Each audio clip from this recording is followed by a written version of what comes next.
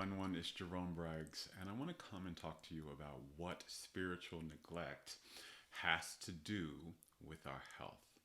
So, as a soul having a human experience, you have two parts. You have the biology of you, which is the flesh and blood part of you that you can see and touch, and you have the spirit part of you. That spirit is the energetic part of you, the vibrational aspects of you, or you can call it the emotional state of you. That's part of you that you can't really touch, but you can feel.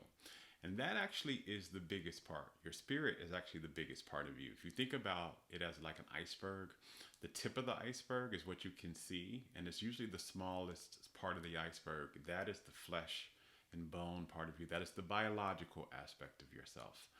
Underneath the water is the largest part of the iceberg. So that tip usually is about 15 to 20%, and the rest of the 80% is underneath the water, and that's the largest aspect of you. That is your spirit. You also can call that your higher self. So the thing about it is both of these parts of us have needs.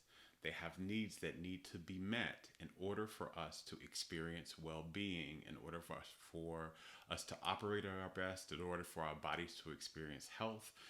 We need to get our needs met. Now, we get taught a lot about our biological needs, things like food and water and sleep and air and shelter. We need to get those things in, and they're nutrients for the system in order for our body to experience health and well-being.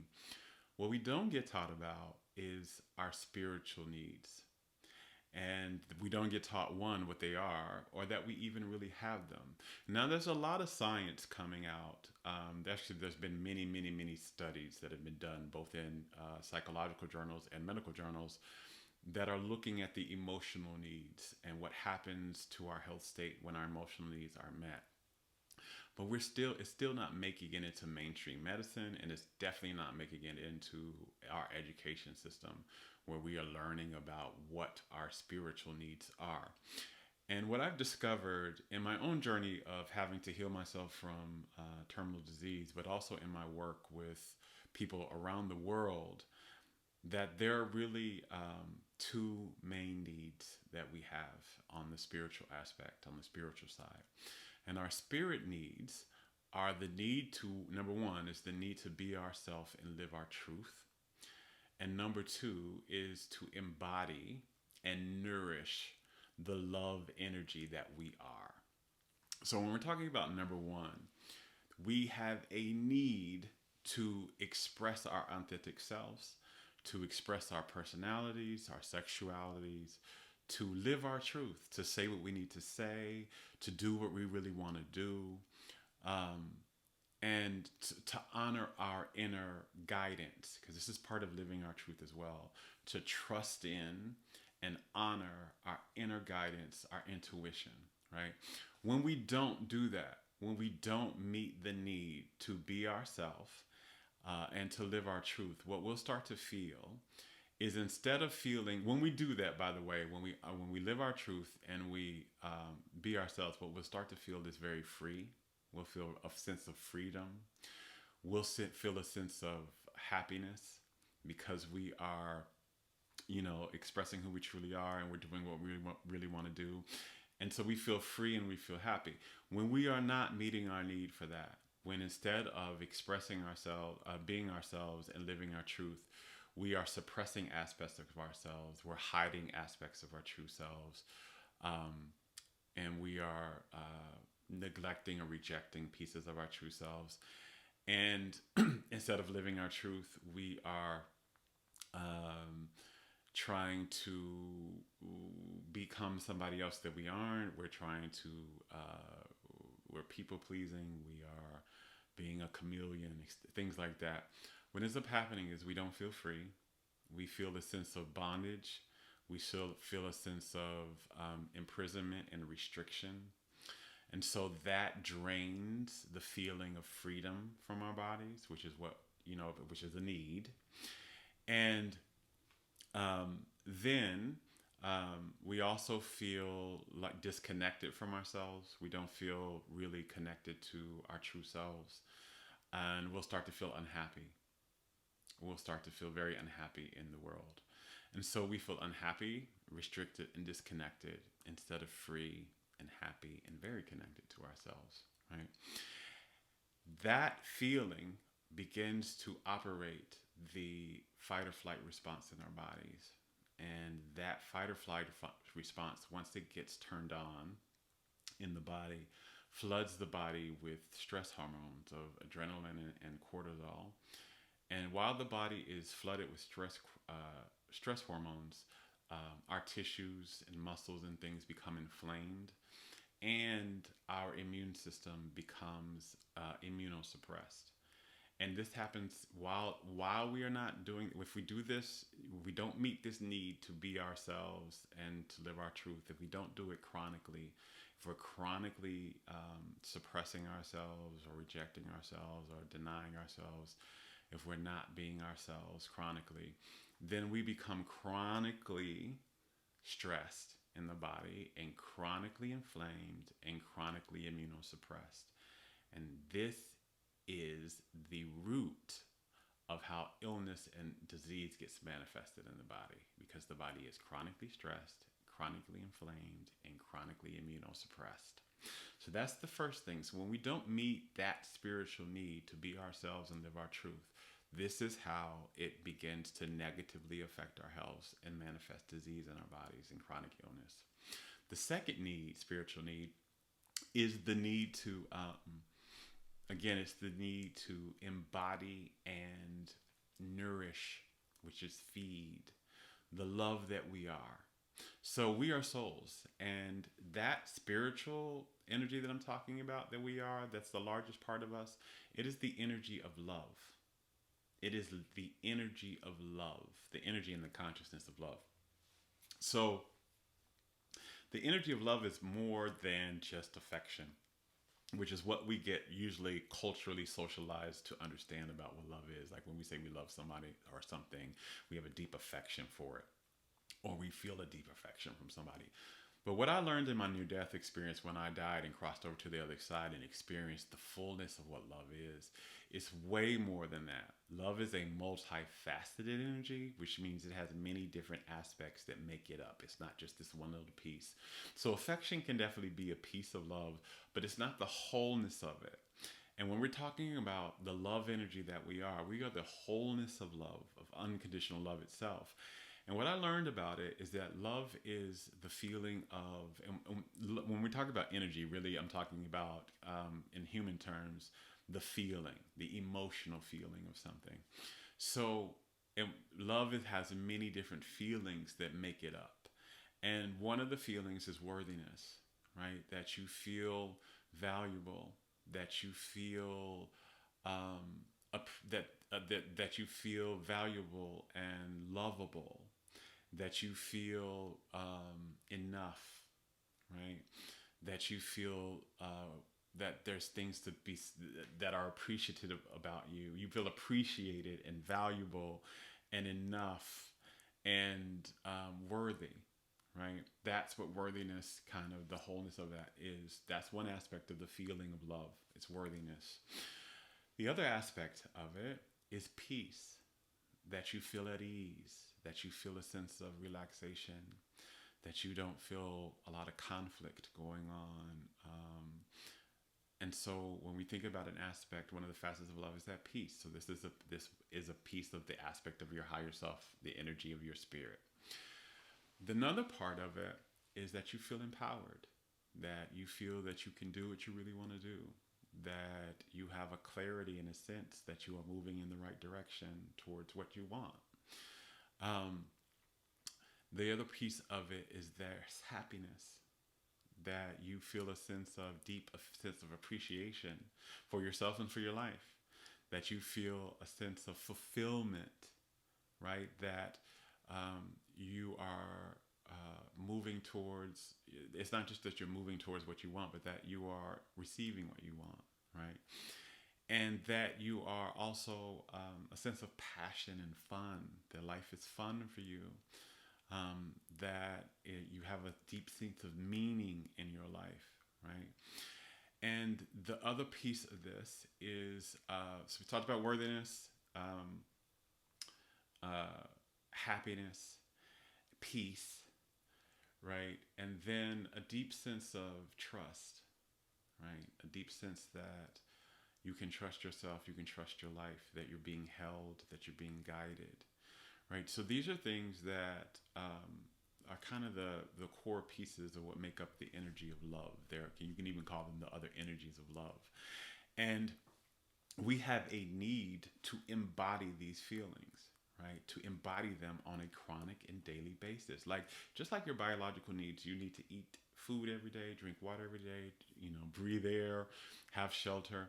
These needs need to be taken in daily as well. The feeling of love and expressing your true self. And so the part of it with love is that we need to feed these daily so that they're supposed to expand. The spirit is supposed to grow in us. This is what is really behind aura expansion, your aura getting bigger. As it grows and it gets fed and we meet these needs, our body is healthy. It gets what it needs so that it's not lacking in anything.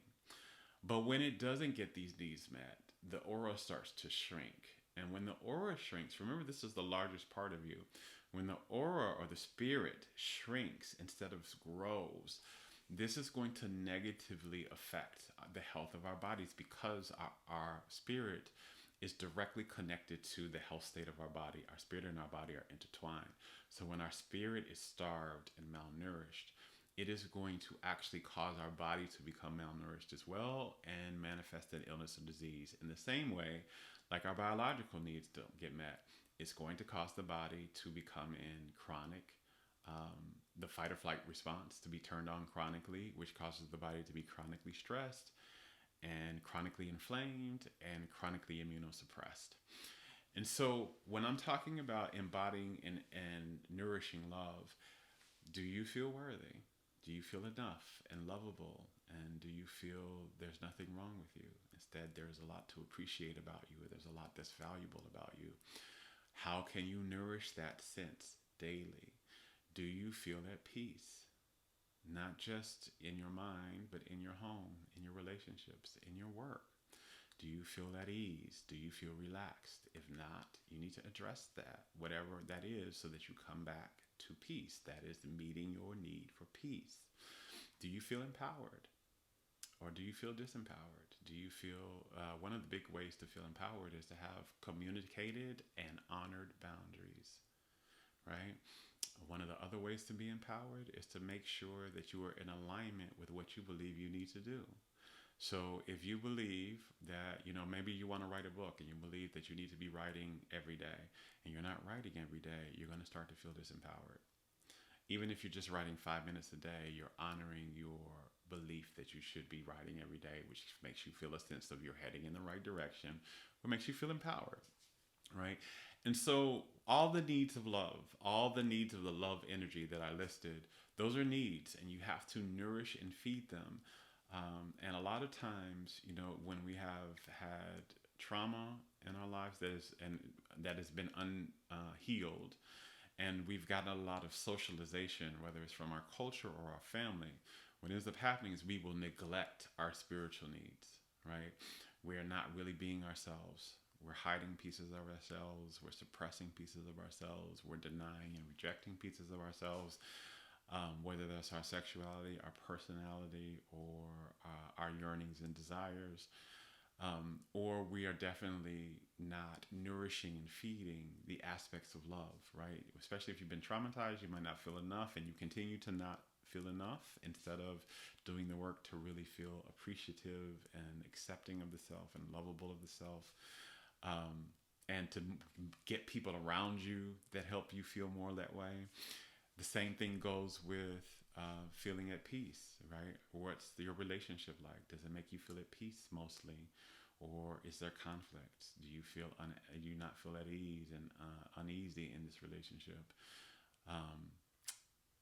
What's your work environment like? Are you at peace in your work environment? What's your home like? right? In your home, is there a lot of clutter? There's a lot of clutter. We usually don't feel at peace in our home. So these are things you have to look at. What's your empowerment like? Are you speaking up and honoring and communicating your boundaries in your relationships? What about at work? Are you doing what you feel you really need to be doing? Right? Are you doing the things that will help you fulfill your passions and your dreams? And this also goes back to the happiness piece as well. Are you happy? Are you truly happy? Right? Does your life feel fun to you? The thoughts you have about yourself and the beliefs you have about your life, do they make you feel excited about it? The people you have in your life and the work you're doing, is it fulfilling to you? Does it give you a sense of meaning, a deep sense of meaning? Like, these are all things that you need. These aren't frivolous things. These are things that are needs. You have spiritual needs. And when your spiritual needs are not met and they are chronically unmet, you're going to get sick. And if you are sick, if you have manifested an illness or disease already, the key here is not so much to get more green juice in or get more greens in and fruit. Yes, do that, because that's going to meet your biological needs to help get more good nutrition in. But remember, the biological needs are only 20%. The rest of the 80% is your spiritual needs. And what I have seen almost with every single person I've ever worked with, or any person that's attended a workshop of mine or anything like that, that has been ill and has experienced an illness or disease, the root cause of that isn't because they weren't eating well, isn't because they weren't getting enough sleep. Those things definitely helped and elevated their health state tremendously when they start to do those things, yes. But the rest of the percent really was they weren't addressing their spiritual needs. They were neglecting them. May not be their fault. We're usually not taught about our spiritual needs. So, of course, if you're not taught about something, you're not going to be prioritizing it. But it is their responsibility. It is your responsibility to start to get your spiritual needs met, to really start to do the work. And this is the work, right? This doesn't usually happen overnight.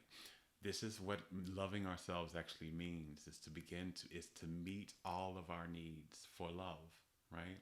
And these are the needs of love. What I just listed, you have needs, and they are the needs of love. To be yourself and live your truth. That's your first need for love. And then to feel worthy and happy and at peace and empowered, right? That's the need for love. Those are the needs for love. So you need to get all of your needs for love met, just like you need to eat daily and drink water and breathe and have shelter. It is just as important. As a matter of fact, I would even go on a limb here. Actually, it's not even a limb. It's really the truth of your soul. Your needs for love are more than your biological needs. It's 80% more. They affect you 80% more. So it's really important. So now that you know them, you got to get them in daily. Get these needs for love daily so that your aura can grow. Because when your needs are met, your spirit expands, your aura expands. And the more it expands, the happier you're going to feel, the healthier you're going to be. And the more your overall frequency, your vibration, is going to elevate. It's going to elevate to the vibration of well-being. And when it's at the level of well-being, you have to manifest well-being. You have to manifest wellness in the body and well-being in the life, meaning everything has to work well for you. Everything has to work out in your favor. Your dreams and desires must be attracted to you. The key is to get your needs met, all of your needs, not just your biological needs, the needs of your spirit as well. I hope this has helped you in some way. If it gave you an aha, please leave me what that aha was down in the comment section. And if you know anyone who could benefit from this, please share it with them. Until next time, I love you. Now go love yourself. Bye.